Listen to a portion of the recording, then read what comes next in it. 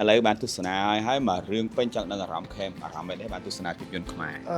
ខ្ញុំអត់សូវបានមើលភាពយន្តខ្មែរទេនិយាយដោយខ្លីណាបាទប៉ុន្តែដោយសារនិយាយត្រង់មកខ្ញុំអត់សូវបានមករោងកុនអត់សូវអីបានមកចឹងទេនេះជាខ្សែភាពយន្តដែលខ្ញុំបានមើលលើកទី1ហើយខ្ញុំយល់ថាខ្សែភាពយន្តមួយនេះផលិតបានល្អទាំងសំឡេងនិងកាយវិការរបស់តួមួយហ្នឹង action មួយហ្នឹងគឺល្អមែនទែនក្នុងសាច់រឿងនេះមានទាំងកំប្លែងផងមានទាំងភាពភ័យខ្លាចផង